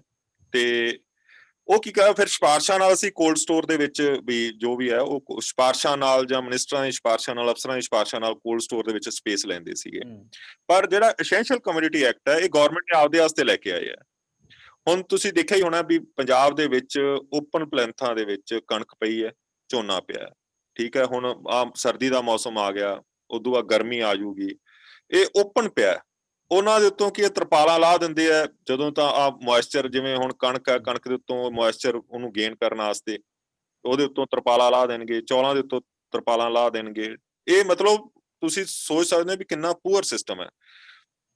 ਗਵਰਨਮੈਂਟ ਕੋਲੇ ਇਸ ਟਾਈਮ ਇੱਕ ਰਫ ਆਈਡੀਆ ਮੇਰਾ ਹੈਗਾ ਵੀ 97 ਮਿਲੀਅਨ ਮੈਟ੍ਰਿਕ ਟਨ ਪਿਆ ਆਪਣਾ ਸਰਪਲਸ ਫੂਡ ਗ੍ਰੇਨ ਪਿਆ, ਤੇ ਪਰ ਉਹਦੇ ਵਿੱਚ ਉਹ ਕੁਆਲਿਟੀ ਹੈ ਨਹੀਂ ਗੀ। ਉਹ ਕਹਿਣ ਦਾ ਮਤਲਬ ਕੀ ਹੈ, 1,50,000 ਕਰੋੜ ਦਾ ਸਰਪਲਸ ਫੂਡ ਗ੍ਰੇਨ ਪਿਆ, ਪਰ ਉਹ ਕਿਸੇ ਅਰਥ ਨਹੀਂ ਗਾ, ਉਹ ਕਿਤੇ ਐਕਸਪੋਰਟ ਨਹੀਂ ਹੋ ਸਕਦਾ ਹੈਗਾ। ਜਿਹੜਾ ਐਸੈਂਸ਼ੀਅਲ ਕਮੋਡਿਟੀ ਐਕਟ ਇਹਨਾਂ ਨੇ ਚੱਕਿਆ ਹੈ, ਕਿਉਂਕਿ ਗਵਰਨਮੈਂਟ ਹੀ ਸਭ ਤੋਂ ਵੱਡੀ ਬਾਇਰ ਹੈ ਕਣਕ ਦੀ ਤੇ ਚੌਲਾਂ ਦੀ ਤੇ ਸਟੋਰੇਜ ਦੀ, ਉਹਨਾਂ ਨੇ ਇਹਦੇ ਵਿੱਚ ਨਵੀਂ ਟੈਕਨੋਲੋਜੀ ਦੇ ਸਟੋਰ ਲੈ ਕੇ ਆਏ ਹੈ ਤੇ ਉਹ ਇਹ ਐਕਟ ਨੂੰ ਅਮੈਂਡ ਕਰਨਾ ਹੀ ਪੈਣਾ ਸੀਗਾ, ਕਿਉਂਕਿ ਜਿੰਨੇ ਵੀ ਇਨਵੈਸਟ ਕਰਨਾ ਸੀਗਾ ਉਹਨੇ ਕੋਈ ਮੇਰੇ ਨੂੰ ਕੋਈ ਪ੍ਰਾਈਵੇਟ ਇਨਵੈਸਟਰ ਇਹਦੇ ਚਾਹੇ ਵੇਅਰ ਹਾਊਸਿੰਗ ਚਾਹੇ ਸਟੋਰੇਜ ਕੈਪੈਸਿਟੀ ਇਨਕਰੀਜ਼ ਹੋਵੇ। ਹਾਂਜੀ, ਉਹ ਕੱਲੀ ਆਪਣਾ ਵੇਅਰ ਹਾਊਸ ਜਾਂ ਸਟੋਰੇਜ ਦੇ ਵਿੱਚ ਨਹੀਂ, ਉਹ ਟਰਾਂਸਪੋਰਟ ਕਰਨ ਦੇ ਵਿੱਚ ਵੀ ਬੜਾ ਲਾਸ ਹੋ ਜਾਂਦਾ ਸੀਗਾ ਇਹਨਾਂ ਦਾ, ਕਿਉਂਕਿ ਹਰ ਥਾਂ ਦੇ ਉੱਤੇ ਮੈਂ ਕਹਿ ਸਕਦਾ ਵੀ ਮਤਲਬ ਕਰਪਸ਼ਨ ਸੀਗੀ। ਤੇ ਇਸ ਕਰਕੇ ਇਹ ਐਕਟ ਨੂੰ ਅਮੈਂਡ ਕੀਤੇ ਬਗੈਰ, ਐਸੈਂਸ਼ੀਅਲ ਕਮੋਡਿਟੀ ਐਕਟ ਨੂੰ ਅਮੈਂਡ ਕੀਤੇ ਬਗੈਰ ਜਿਹੜੀ ਇੰਨਾ ਫੂਡ ਗ੍ਰੇਨ ਜਿਹੜਾ ਖਰਾਬ ਹੋ ਰਿਹਾ ਹੈ। ਤੇ ਦੂਸਰੀ ਗੱਲ, ਇੱਕ ਤਾਂ ਫੂਡ ਗ੍ਰੇਨ ਖਰਾਬ ਹੋ ਰਿਹਾ ਸੀ, ਦੂਸਰਾ ਕੀ ਹੈ ਵੀ ਨੀਅਰ ਅਬਾਊਟ ਜਿਹੜਾ ਹੰਗਰ ਇੰਡੈਕਸ ਜਿਹੜੀ ਹੁਣ ਰਿਪੋਰਟ ਆਈ ਹੈ ਉਹਦੇ ਚ ਅਸੀਂ 74ਵੀਂ ਪੋਜੀਸ਼ਨ ਤੇ ਜਾਂ 76ਵੀਂ ਮੇਬੀ 74 ਜਾਂ 76 ਇੱਕ ਪੋਜੀਸ਼ਨ ਦੇ ਉੱਤੇ ਹੈ ਵੀ 14 ਕਰੋੜ ਲੋਕਾਂ ਤੱਕ ਭੋਜਨ ਹੀ ਨਹੀਂ ਪਹੁੰਚ ਰਿਹਾਗਾ। ਕਹਿਣ ਦਾ ਮਤਲਬ ਕਿ ਇੱਕ ਪਾਸੇ ਸਰਪਲਸ ਪਿਆ, ਦੂਸਰੇ ਪਾਸੇ ਫੂਡ ਗ੍ਰੇਨ ਪਹੁੰਚ ਨਹੀਂ ਰਿਹਾਗਾ। ਕਹਿਣ ਦਾ ਮਤਲਬ 1,80,000 ਕਰੋੜ ਦੇ ਉੱਤੇ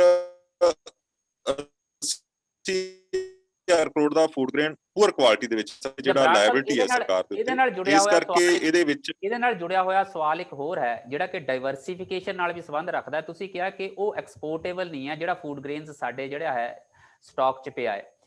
ਸਾਡੀ ਵਰਲਡ ਜੋ ਪੂਰੀ ਦੁਨੀਆ ਦੀ ਜੋ ਐਕਸਪੋਰਟ ਹੈ ਫੂਡ ਗ੍ਰੇਨਸ ਦੀ, ਉਹਦੇ 'ਚ ਸਿਰਫ 2% ਹੀ ਹਿੱਸਾ ਹੈ, ਜਦੋਂ ਕਿ ਸਾਡੇ ਕੋਲ ਇੱਥੇ ਬਹੁਤ ਸਾਰਾ ਗ੍ਰੇਨ ਪਿਆ ਜਿਹੜਾ ਤੁਸੀਂ ਕਿਹਾ ਕਿ ਨੌਨ ਐਕਸਪੋਰਟੇਬਲ ਹੈ। ਜਦੋਂ ਕੋਈ ਐਡੀਬਲ ਆਇਲ ਅਸੀਂ ਜਿਹੜਾ ਖਾਣ ਪੀਣ ਦਾ ਜਿਹੜਾ ਤੇਲ ਹੈ ਉਹ ਅਸੀਂ ਜਿਹੜਾ ਇੰਪੋਰਟ ਕਰਦੇ ਹਾਂ। ਸੋ ਕਿਤੇ ਨਾ ਕਿਤੇ ਡਾਈਵਰਸੀਫਿਕੇਸ਼ਨ ਦੀ ਵੀ ਜ਼ਰੂਰਤ ਹੈ। ਇਹ ਜਿਹੜਾ ਅਸੀਂ ਆਮ ਕਹਿੰਦੇ ਹਾਂ ਕਿ ਝੋਨਾ ਤੇ ਕਣਕ ਦੇ ਸਾਈਕਲ ਚੋਂ ਨਿਕਲਣ ਦੀ ਜ਼ਰੂਰਤ ਹੈ, ਉਹ ਕਿੱਦਾਂ ਨਿਕਲਿਆ ਜਾ ਸਕਦਾ ਹੈ ਤਾਂ ਕਿ ਅਸੀਂ ਜਿਹੜਾ ਇੱਥੇ ਬਫਰ ਸਟਾਕ ਪਿਆ ਉਹ ਤੋਂ ਵੀ ਨਿਜਾਤ ਪਾ ਲਈਏ ਤੇ ਜਿਹੜੀਆਂ ਚੀਜ਼ਾਂ ਅਸੀਂ ਇੰਪੋਰਟ ਕਰਦੇ ਹਾਂ ਉਹ ਇੱਥੇ ਅਸੀਂ ਜਿਹੜਾ ਹੈ ਆਪਣੀਆਂ ਪੈਦਾ ਕਰ ਸਕੀਏ। ਇਹਦੇ ਲਈ ਸਬਸਿਡੀਆਂ ਵੀ ਦਿੱਤੀਆਂ ਜਾਣ ਜਾਂ ਇਨਪੁਟ ਸਬਸਿਡੀਜ਼ ਦਿੱਤੀ ਜਾਣ ਜਾਂ ਇਨਵੈਸਟਮੈਂਟ ਦੇ ਤੌਰ ਤੇ, ਇਹਦੇ ਬਾਰੇ ਤੁਹਾਡੀ ਕੀ ਰਾਏ ਹੈ? ਦੇਖੋ ਰਣ ਬਹਾਦਰ ਜੀ, ਤੁਸੀਂ 2-3 ਕੁਐਸਚਨ ਹੋ ਗਏ। ਇੱਕ ਤਾਂ ਸਬਸਿਡੀਜ਼ ਤੇ ਹੋ ਗਿਆ ਜੀ। ਸਬਸਿਡੀਜ਼ ਦੇ ਵਿੱਚ ਮੈਂ ਤੁਹਾਨੂੰ ਦੱਸ ਦਿਆਂ ਵੀ ਹੁਣ ਜੋ data government of India release ਕਰ ਰਹੀ ਹੈ ਵੀ ਪੰਜਾਬ ਦੇ ਇੱਕ ਪਰਿਵਾਰ ਨੂੰ 1,22,000 ਰੁਪਇਆ ਪਰ ਈਅਰ ਇੱਕ ਪਰਿਵਾਰ ਨੂੰ ਸਬਸਿਡੀ ਜਾ ਰਹੀ ਹੈ। ਪਰ ਤੁਸੀਂ ਯਕੀਨ ਮੰਨੋਗੇ ਵੀ ਇਹ ਸਬਸਿਡੀ ਨਹੀਂ ਪਹੁੰਚ ਰਹੀ। ਜੇ 1,22,000 ਪਰ ਪਰਿਵਾਰ ਦੇ ਵਿੱਚ ਜਾ ਰਹੀ ਹੋਵੇ ਤਾਂ ਇੱਥੇ ਸੁਈਸਾਈਡ ਨਹੀਂ ਸੀ ਹੋਣਗੇ। ਇੱਥੇ ਜਿਹੜੇ ਫਾਰਮਰ ਸੁਈਸਾਈਡ ਜਿਹੜਾ ਇੰਨੀ ਤੇਜ਼ ਗਤੀ ਆਪਣਾ ਇੰਨੇ ਫਾਸਟ ਰੇਟ ਨਾਲ ਚੱਲ ਰਿਹਾ ਸੀ ਉਹ ਨਹੀਂ ਸੀ ਹੋਣਾਗਾ। ਕਹਿਣ ਦਾ ਮਤਲਬ ਕੀ ਹੈ ਵੀ ਜਿਹੜੀਆਂ ਸਬਸਿਡੀਜ਼ ਹੈ ਉਹ ਵੀ ਫਾਰਮਰਸ ਤੱਕ ਸਿੱਧੀਆਂ ਨਹੀਂ ਜਾਂਦੀਆਂ, ਉਹ ਵੀ ਇਨਡਾਇਰੈਕਟ ਕੀ ਹੈ ਵੀ ਜਿਵੇਂ ਬਿਜਲੀ ਬੋਰਡ ਨੂੰ ਚਲੀ ਗਈ, ਪਾਵਰ ਕਾਰਪੋਰੇਸ਼ਨਸ ਨੂੰ ਚਲੀ ਗਈ। ਠੀਕ ਹੈ, ਪਾਵਰ ਕਾਰਪੋਰੇਸ਼ਨਸ ਕਿੰਨੀ ਬਿਜਲੀ ਦਿੰਦਾ ਪੰਜਾਬ ਦੇ ਫਾਰਮਰਸ ਨੂੰ ਤੇ ਉਸ ਦਾ ਕੋਈ ਮਤਲਬ ਤੁਸੀਂ ਦੇਖੋਗੇ ਵੀ ਉਹ 60,000 ਪਰ ਮੋਟਰ ਦੇ ਰਿਹਾ, ਪਰ ਐਕਚੁਅਲ ਦੇ ਵਿੱਚ ਉਹ 20 ਜਾਂ 25,000 ਤੱਕ ਦੀ ਬਿਜਲੀ ਆ ਰਹੀ ਹੈ। ਬਾਕੀ ਉਹਨਾਂ ਦੀ ਇੰਨੀ ਐਫੀਸ਼ੀਐਂਸੀ ਨੂੰ ਹੈ। ਦੂਜੀ ਆ 5,000 ਕਰੋੜ ਦੀ ਉਹ ਕਹਿ ਰਹੇ ਆ ਵੀ ਫਰਟੀਲਾਈਜ਼ਰ ਸਬਸਿਡੀ ਆ, ਉਹ ਕਿੱਥੇ ਜਾ ਰਹੀ ਹੈ? ਕਿਉਂਕਿ ਫਰਟੀਲਾਈਜ਼ਰ ਸਬਸਿਡੀ ਵੀ ਅੱਜ ਤੋਂ ਪਹਿਲਾਂ ਅਸੀਂ ਦੇਖਿਆ ਵੀ ਜਿਹੜੀ ਜ਼ਿਮੀਂਦਾਰ ਦੇ ਨਾਂ ਤੇ ਜਿਹੜੀ ਆਪਣੀ ਯੂਰੀਆ ਆਉਂਦੀ ਸੀਗੀ, ਉਹ ਯੂਰੀਆ ਕਿੱਥੇ ਯੂਜ਼ ਹੋ ਜਾਂਦੀ ਸੀਗੀ? ਜਦੋਂ ਤੁਸੀਂ ਇਹਨੂੰ ਦੇਖੋਗੇ ਵੀ ਉਹ ਪਲਾਈਬੋਰਡ, ਜਿੱਥੇ ਪਲਾਈਬੋਰਡ ਬਣਦਾ ਹੈ ਆਪਣੇ ਪਾਪੂਲਰ ਨੂੰ ਜਾਂ ਸਫੈਦੇ ਤੋਂ, ਉਹਦੇ ਵਿੱਚ ਉਹ ਰੈਕਾਂ ਦੇ ਰੈਕ ਕੰਜ਼ੂਮ ਹੋ ਗਏ ਹੈ। ਈਵਨ ਕੀ ਹੈ ਵੀ ਤੁਸੀਂ ਹੈਰਾਨ ਹੋਵੋਗੇ ਵੀ ਕਈ ਜਿਹੜੇ ਹਲਕੇ ਕਿਸਮ ਦੇ ਮਤਲਬ ਸੀਗੇ ਨਾ ਆਪਣੇ ਦੁੱਧ ਨੂੰ ਪ੍ਰੋਸੈਸ ਕਰਨ ਵਾਲੇ, ਉਹ ਵੀ ਯੂਰੀਆ ਯੂਜ਼ ਕਰੀ ਜਾਂਦੇ ਆ ਵੀ ਦੁੱਧ ਨਾ ਖਰਾਬ ਹੋਵੇ। ਕਹਿਣ ਦਾ ਮਤਲਬ ਕੀ ਹੈ ਵੀ ਜਿਹੜੀ ਸਬਸਿਡੀ ਆ ਉਹ ਵੀ ਹੁਣ ਬਹੁਤ ਜ਼ਿਆਦਾ ਲੀਕੇਜ ਹੈ, ਉਹ ਉਨੀ ਨਹੀਂ ਪਹੁੰਚ ਰਹੀਗੀ। ਓਵਰਆਲ ਇਹ ਚੀਜ਼ਾਂ ਵੇਖਣੀਆਂ ਸਾਰੇ ਫਾਰਮਰਸ ਕਮਿਊਨਿਟੀ ਨੂੰ। ਬਰਾੜ ਸਾਹਿਬ, ਸਰਕਾਰ ਜਿਹੜੀ ਕੋਸ਼ਿਸ਼ ਕਰ ਰਹੀ ਹੈ ਕਿ ਡਾਇਰੈਕਟ ਸਬਸਿਡੀ ਜਿਹੜੀ ਹੈ ਟ੍ਰਾਂਸਫਰ ਹੋਣੀ ਚਾਹੀਦੀ ਅਕਾਊਂਟਸ 'ਚ, ਜਿਹੜਾ ਕਿ ਇਹਦਾ ਹੱਕਦਾਰ ਹੈ, ਉਹਦੇ ਵਾਸਤੇ ਕੋਸ਼ਿਸ਼ਾਂ ਜਿਹੜੀਆਂ ਸਰਕਾਰ ਕਰ ਰਹੀ ਹੈ ਉਹ ਕਿ ਇਨਪੁਟਸ ਜਿਹੜਾ ਤੁਸੀਂ ਦਿਓ ਉਹ ਤੁਹਾਡੇ ਡਾਇਰੈਕਟ ਜਿਹੜੇ ਹੈ ਅਕਾਊਂਟਸ 'ਚ ਜਾਣ। ਇਹ ਡਾਈਵਰਸਿਫਿਕੇਸ਼ਨ ਬਿਲਕੁਲ ਜੀ, ਉਹ ਸਰਕਾਰ ਦੋ ਡਾਈਵਰਸਿਫਿਕੇਸ਼ਨ ਦੇਖੋ ਮੇਰੀ ਗੱਲ ਸੁਣੋ। ਡਾਈਵਰਸਿਫਿਕੇਸ਼ਨ ਜਦੋਂ ਪ੍ਰਾਈਵੇਟ ਪਲੇਅਰ ਆਉਣਗੇ, ਪਰਚੇਜ਼ ਕਰਨ ਵਾਲੇ ਆਉਣਗੇ, ਡਾਈਵਰਸਿਫਿਕੇਸ਼ਨ ਤਾਂ ਹੀ ਹੋਊਗੀ ਜੀ। ਮੇਰਾ ਪਰਸਨਲ ਐਕਸਪੀਰੀਅੰਸ ਰਿਹਾ ਹੈ ਵੀ ਅਸੀਂ ਫੁੱਲ ਵੀ ਬੀਜ ਕੇ ਵੇਖੇ ਹੈ, ਅਸੀਂ ਮੂਲੀਆਂ ਸੀਡ ਵੀ ਅਸੀਂ ਤਿਆਰ ਕਰਕੇ ਵੇਖੇ, ਸੀਡ ਦੀ ਵੀ ਅਸੀਂ ਤਿਆਰ ਕਰਨ ਦੀ ਕੋਸ਼ਿਸ਼ ਕੀਤੀ ਹੈ, ਪਰ ਅਸੀਂ ਉਹਦੇ 'ਚ ਬੁਰੀ ਤਰ੍ਹਾਂ ਫੇਲ ਕਿਉਂ ਹੋ ਗਏ? ਕਿਉਂਕਿ ਸਾਡੇ ਕੋਲੇ ਮਤਲਬ ਕਿ ਬਾਇਰਸ ਹੀ ਹੈ ਨਹੀਂ ਸੀਗਾ। ਜਿਹੜਾ ਬਾਇਰ ਇੱਕ ਸੀਗਾ ਉਹ ਇੱਕੋ ਹੀ ਸੀਗਾ, ਉਹਦੀ ਮਨਸ਼ਾ ਬੜੀ ਕਲੀਅਰ ਨਹੀਂ ਸੀਗੀ। ਉਹਦੀ ਮਨਸ਼ਾ ਹੀ ਐ ਸੀਗੀ ਵੀ ਅਲੱਗ-ਅਲੱਗ ਜ਼ਿਮੀਂਦਾਰਾਂ, ਅੱਜ ਇਸ ਜ਼ਿਮੀਂਦਾਰ ਨੂੰ ਬਚਾਤਾ, ਉਸ ਨੂੰ ਐਕਸਪਲੋਇਟ ਕਰ ਲਿਆ, ਫਿਰ ਕਿਸੇ ਹੋਰ ਜ਼ਿਮੀਂਦਾਰ ਨੂੰ ਬਚਾਤਾ। ਜਦੋਂ ਨੰਬਰ ਆਫ ਕੰਪਨੀਆਂ ਆਉਣਗੀਆਂ ਜੀ ਜਿਹੜੀਆਂ ਮਤਲਬ ਇਸ ਦੇ ਵਿੱਚ ਪਰਚੇਜ਼ ਦੇ ਵਿੱਚ ਆਉਣਗੀਆਂ, ਸਭ ਤੋਂ ਜ਼ਿਆਦਾ ਮਾੜਾ ਹਾਲ ਹੈ ਸਬਜ਼ੀ ਵਾਲਿਆਂ ਦਾ ਜੀ। ਐਕਸਪਲੋਰ ਕਰਨੀਆਂ ਤੇ ਵੇਖੋ ਗਵਰਨਮੈਂਟ ਦਾ ਜੋ ਇੰਟੈਂਸ਼ਨ ਹੈ, ਜਿਹੜੀ ਸਰਕਾਰ ਦੀ ਇੰਟੈਂਸ਼ਨ ਹੈ, ਇਹ ਰਿਫਾਰਮ ਦੀ ਆਪਣੇ ਜਿਹੜੇ ਬਿਲਸ ਦੀ ਇੰਟੈਂਸ਼ਨ ਹੈ, ਇਹਦੇ ਵਿੱਚ ਕੀ ਹੈ ਵੀ ਸਿੱਧੀ ਜਿਹੜੀ ਆਮਦਨ ਹੈ ਉਹ ਸਿੱਧੀ ਫਾਰਮਰ ਦੇ ਅਕਾਊਂਟ 'ਚ ਜਾਵੇ, ਸਬਸਿਡੀ ਸਿੱਧੀ ਫਾਰਮਰ ਦੇ ਅਕਾਊਂਟ ਦੇ ਵਿੱਚ ਜਾਵੇ ਤੇ ਵੀ ਰਸਤੇ ਵਿੱਚ ਲੀਕੇਜ ਨਾ ਹੋਵੇ। ਤੇ ਪਰ ਅਸੀਂ ਵਿਰੋਧ ਕਰ ਰਹੇ ਹਾਂ, ਇਹ ਆਪਾਂ ਕੁਝ ਮੇਰੀ ਸਮਝ ਤੋਂ ਤਾਂ ਬਾਹਰ ਹੈ ਜੀ ਵੀ ਇਹ ਕਿਉਂ ਵਿਰੋਧ ਇੰਨਾ ਹੋ ਰਿਹਾ। ਵੀ ਆਪਾਂ ਡਾਇਲੋਗ ਦੇ ਵਿੱਚ ਕੋਈ ਹੋਰ ਵੀ ਰਿਫਾਰਮ ਲਿਆ ਸਕਦੇ ਹਾਂ, ਵੀ ਜਿਵੇਂ ਮੈਂ ਤੁਹਾਨੂੰ ਆਖਿਆ ਵੀ ਲੈਬ ਵਰਕ ਵੀ ਲਿਆ ਸਕਦੇ ਹਾਂ, ਲੈਬੋਰਟਰੀ ਵੀ ਲਿਆ ਸਕਦੇ ਹਾਂ, ਅਸੀਂ ਕੁਆਲਿਟੀ ਦੀ ਪੈਸਟੀਸਾਈਡ ਵੀ, ਅਸੀਂ ਇਨਸੈਕਟੀਸਾਈਡ ਵੀ, ਅਸੀਂ ਸੀਡ ਵੀ, ਕਿਉਂਕਿ ਸਾਡੇ ਇਨਪੁਟਸ ਦੇ ਵਿੱਚ ਕਮੀ ਆ ਜਾਂਦੀ ਹੈ। ਤੇ ਜਦੋਂ ਇਨਪੁਟਸ ਦੇ ਵਿੱਚ ਇੰਨਾ ਵੱਡੇ ਪੱਧਰ ਦੇ ਉੱਤੇ ਬਗਲਿੰਗ ਹੁੰਦੀ ਹੈ ਤਾਂ ਉਹਦੇ ਆਊਟਪੁੱਟ ਤੇ ਇਫੈਕਟ ਹੈ।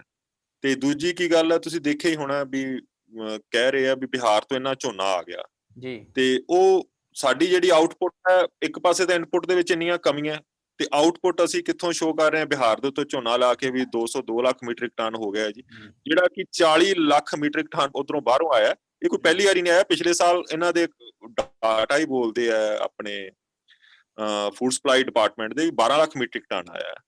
ਤੇ ਪੰਜਾਬ ਨੇ ਦੇਖੋ ਇਹ ਸੋਚਣਾ ਪਊਗਾ ਵੀ ਇਹ ਚੀਜ਼ਾਂ ਕੱਲੀਆਂ ਸੈਂਟਰ ਨਹੀਂ, ਸਟੇਟ ਦੇ ਵਿੱਚ ਵੀ ਬਹੁਤ ਵੱਡੀਆਂ ਕਮੀਆਂ ਹੈਗੀਆਂ ਜਿਹੜੀਆਂ ਦੂਰ ਕਰਨੀਆਂ ਪੈਣਗੀਆਂ। ਬਰਾੜ ਸਾਹਿਬ ਬਹੁਤ ਬਹੁਤ ਸ਼ੁਕਰੀਆ, ਤੁਸੀਂ ਸਾਡੇ ਨਾਲ ਜੁੜੇ, ਆਪਣੇ ਵਿਚਾਰ ਸਾਂਝੇ ਕੀਤੇ ਇਹਨਾਂ ਬਿੱਲਾਂ ਬਾਰੇ। ਸਾਡਾ ਮਕਸਦ ਵੀ ਇਹੀ ਸੀ ਕਿ ਇਹਨਾਂ ਬਿੱਲਾਂ ਦਾ ਇੱਕ ਜੋ ਵੱਖਰਾ ਪੱਖ ਹੈ ਉਹ ਆਪਣੇ ਦਰਸ਼ਕਾਂ ਅੱਗੇ ਰੱਖੀਏ।